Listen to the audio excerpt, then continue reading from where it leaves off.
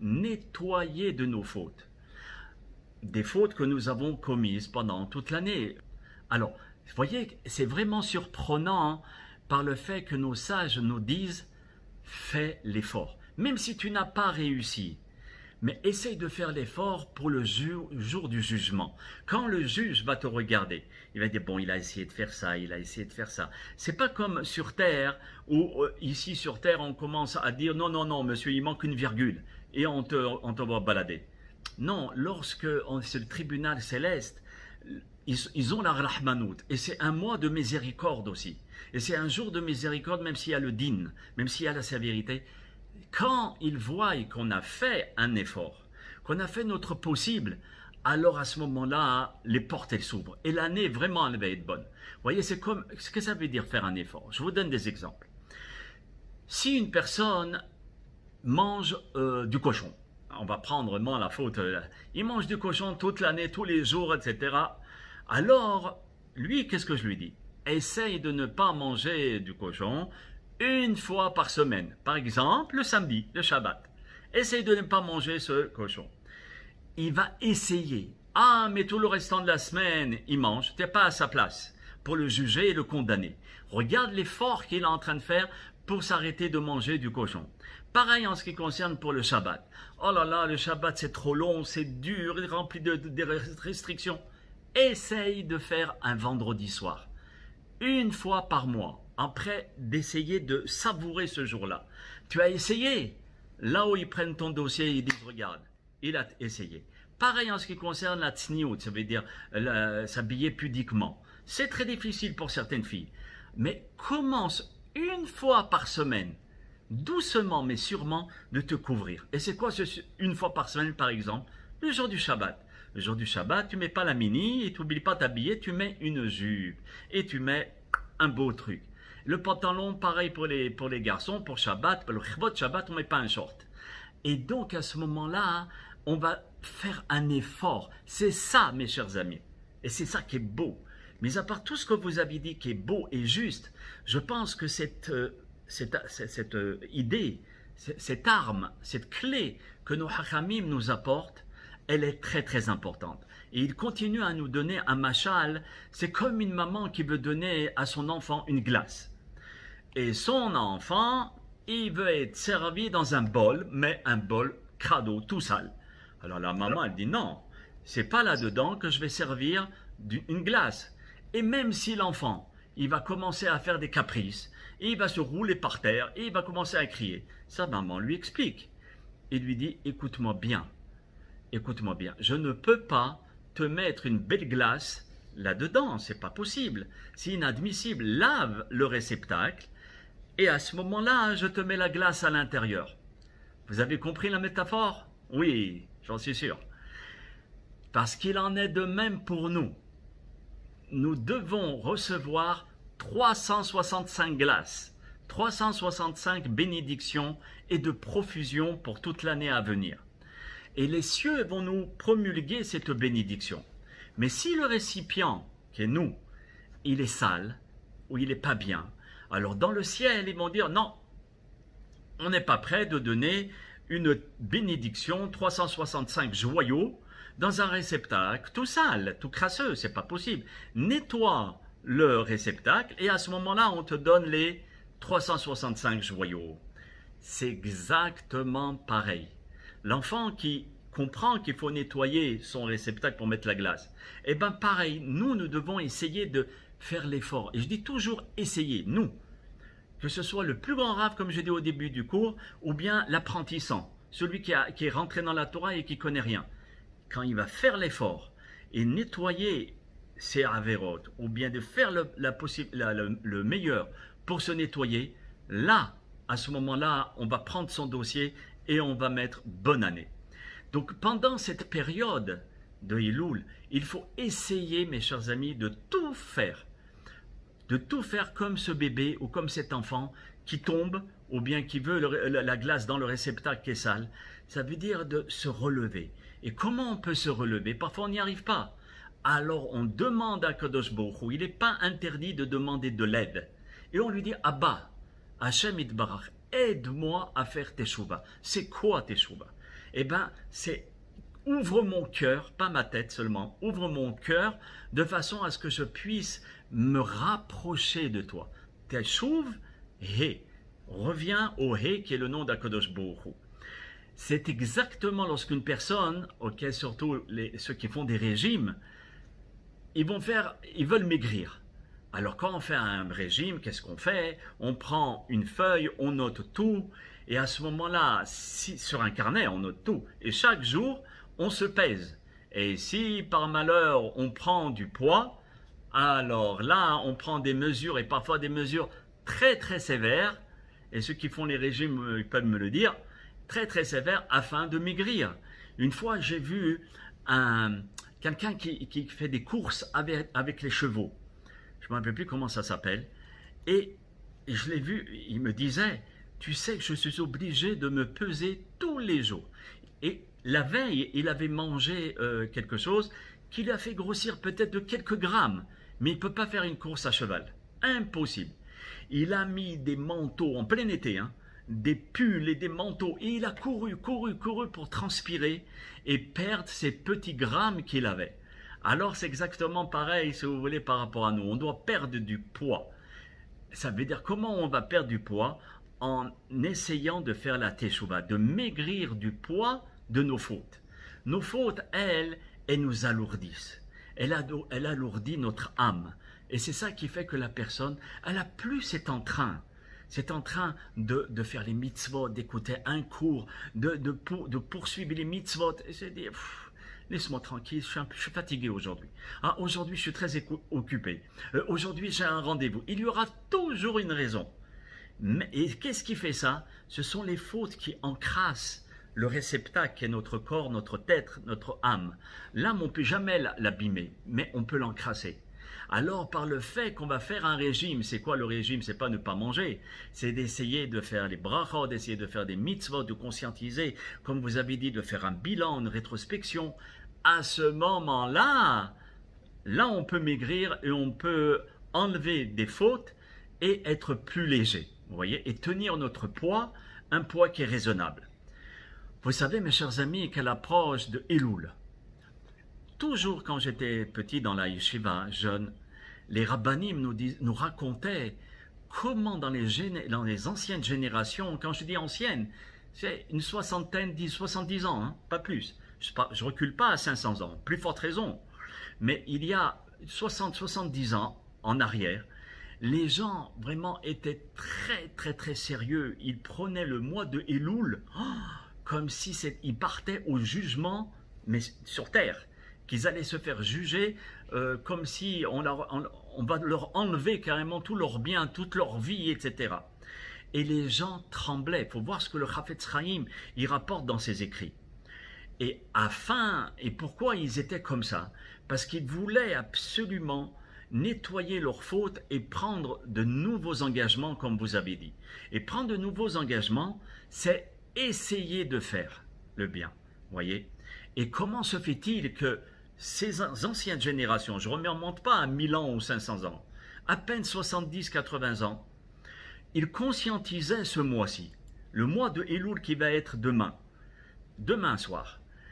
Et maintenant, on n'a presque pas de crainte, ou rares les gens qui vont dire « Waouh, le mois de Elul, il va commencer à prier d'une manière plus fervente, il va faire un peu plus de choses, mettre de la tzedaka. » Non, on continue plus ou moins notre routine. Et comment se fait-il que maintenant, qu'est-ce qui s'est passé? Que cette ardeur, cette crainte, ce respect a diminué. Qu'est-ce qui s'est passé à votre avis? À vous la parole. On a baissé notre émouna envers Akadosh Baruch Hu. Ouais. 1. La émouna, Hazak ou Baruch. Première réponse, qui est tout à fait juste. La émouna, ça se travaille. Et à l'époque, c'était du béton armé. Une deuxième réponse. La question, s'il vous plaît. Alors la réponse, comment se fait-il qu'à l'époque, quand le mois de Elul, par exemple, je t'annonce et je te dis, demain soir, c'est Rosh Chodesh Elul. Et que c'était à l'époque, il y a 70-80 ans, la personne, quand je lui disais, demain soir, c'est Rosh Chodesh Elul, il devenait tout blême. Il disait, oulala, je vais passer au tribunal, il faut que je fasse attention, il faut que je rectifie ma conduite, il faut que je fasse attention à telle chose. Et maintenant, on se dit, ah, demain soir, c'est Rosh Chodesh Elul. Ah, Mazal Tov, c'est super. Ah, encore un mois, Baruch Hashem. On ne va pas trembler comme à cette époque-là. Et j'avais dit, regardez le Chafetz Chaim, ce qu'il rapporte dans son Sefer. C'est incroyable comment les gens du Shtetl ou bien de la ville, comment ils étaient imprégnés de crainte devant le mois de Elul. Et maintenant, bon, c'est pas si... Vous voyez? Donc, comment se fait-il qu'il y a eu ce changement, mes chers amis? Alors, on m'a dit parce que la Emouna a baissé de niveau. La Emouna, c'est quoi? C'est le lien que nous avons avec Akadosh Baruch Hu. Qui aurait une autre réponse? Ben, moi, je crois c'est parce que on a laissé chaque jour, on dit, bon, je ne veux pas faire mes Barchot HaShachar, par exemple. On laisse tomber. Un autre jour, on dit, ah non, j'ai pas le goût. Bon, plus tard, je vais faire ça. On repousse toutes les mitzvot. Comme tu as dit qu'on maigrit, ben alors on grossit. Voilà. Hazak Baruch Hanael, Kol HaKavod, Kol HaKavod. Ça aussi, ça contribue. Ça contribue par le fait, on remet toujours à demain ce qu'on doit faire aujourd'hui. Et le fait de ne pas faire de mitzvot, comme Anaël elle dit, c'est quoi les mitzvot? C'est 613 liens qui nous lient avec le Boré Olam, avec Akadosh Baruch Hu.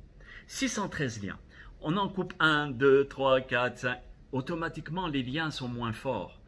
Et notre ressentiment à l'égard de la Torah et des mitzvot, il est un peu faible, il s'est affaibli. C'est un élastique, le pauvre, qui est tellement vieux qu'il va craquer. Et c'est ça, c'est très très beau, Anaël. Hazak. Donc on a deux réponses. Qui aurait une troisième réponse? C'est la crainte, la yirat shamayim. Tout à fait vrai. On a trois réponses qui ont été données. Et maintenant, je voudrais une quatrième, une dernière. Alors, c'est pas grave. Moi, je vais donner la quatrième avec l'aide d'Akadosh Baruch Hu. Mais la quatrième, je vais vous la donner avec un machal, avec une métaphore. Et on va tout de suite comprendre quelle est la signification du... oui, il y a la crainte, notre génération a baissé, tout à fait. La génération, elle a vraiment baissé, c'est pour cela que nous sommes plus faibles que nos aïeux. Ça, tout à fait vrai. Voilà, on a 4 réponses.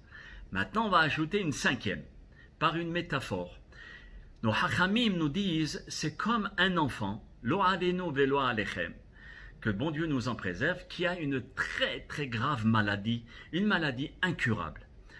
Aussi bien les parents, la famille, les amis, les médecins sont très très très soucieux et après, à peine s'ils arrivent à sourire, à peine.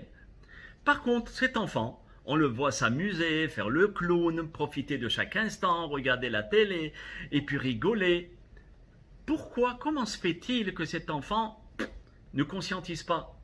Eh bien, très simplement, comme vous allez me le dire, parce qu'il est inconscient de la situation. Il ne comprend pas qu'est-ce que ça veut dire cette maladie incurable. Il ne sait pas, le pauvre, il n'a pas les kélim, les outils pour comprendre ce phénomène. Et même si on lui explique, Bekoshi. Alors c'est exactement pareil pour nous. Ça réunit toutes les réponses que vous avez données. Et le Rav Friedman, il nous dit c'est pareil par rapport à nous. Nous sommes inconscients de la responsabilité que nous avons face aux 365 jours qui nous attendent et que nous allons entamer. Et c'est ça, si vous voulez, la distinction et la différence entre les anciennes générations et la nôtre. Ça veut dire que à l'époque, même un enfant malade, il savait qu'il était malade. Pourquoi? Parce qu'il n'y a pas la Yeridat Adorot comme vous avez répondu. Okay, la Yeridat Adorot, ça veut dire les générations qui sont devenues plus faibles. Voilà, les générations ont baissé de niveau. C'est exactement la réponse avec les autres réponses que vous avez fournies.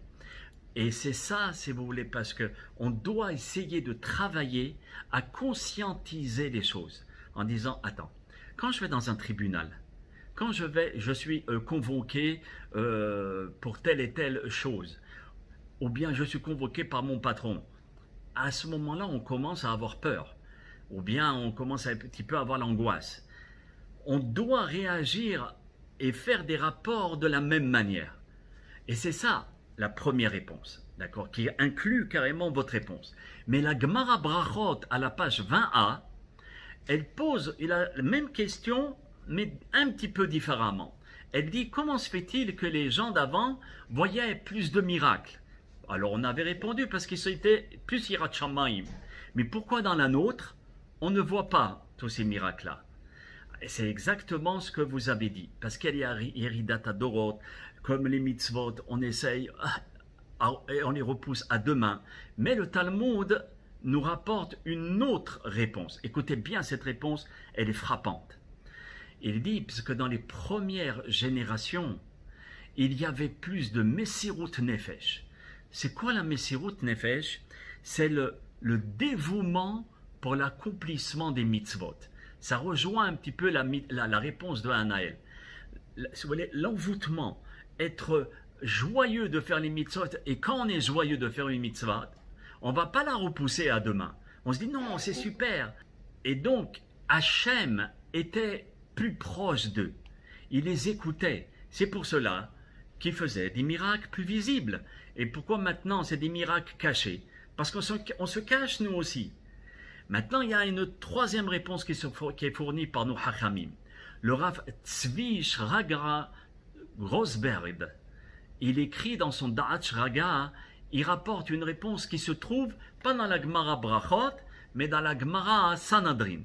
Et il dit comme ça, les premières générations vivaient, écoutez bien, l'amour d'Hachem, avec plus d'intériorité et de cœur. Celui qui sert Hachem de tout son cœur sera prêt à le servir avec dévouement et zèle. Alors là, il verra des miracles, là il va ressentir des choses comme dans les premières générations. Et il va voir des choses incroyables. Lorsque le cœur manque, il est impossible d'agir avec dévouement, surtout en l'honneur d'Hachem. Déjà avec une femme ou avec nos proches, on ne peut pas. Et en parlant de dévouement, je vous rapporte une petite métaphore, pas une métaphore, une vraie anecdote que j'ai entendue hier. Il y a une fille qui m'appelle et puis qui me parle en disant qu'il y a un garçon, elle sortait avec un garçon, et ce garçon a fait des sandwichs pour tout le monde. Et la fille, elle dit à ce garçon, ok, tu as fait des sandwichs pour tout le monde, tu en as fait un pour moi?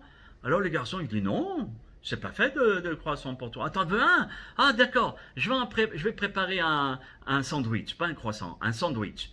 Très bien. Alors, il fait le sandwich, etc. Mais la fille, elle est déçue.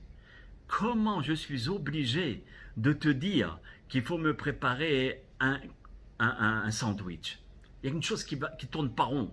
Et ça, il faut s'en servir par la vie de tous les jours. Si ce garçon, il avait de l'amour, avec un gros A, avec un gros cœur, pour cette jeune fille, jamais il aurait oublié le sandwich. Il l'aurait préparé pour tout le monde, mais en premier, pour qui il l'aurait préparé? Pour cette fille-là, vous voyez? Pour cette fille-là. Et donc, c'est ça le système de l'amour. L'amour en lui-même, c'est au-delà de la réflexion. Et c'est pareil par rapport aux mitzvot. Les mitzvot, on les fait par amour. Alors à ce moment-là, Hachem lui aussi, il va faire les choses par amour. Et je voudrais vous rapporter une très très belle histoire d'un Gadol Hador.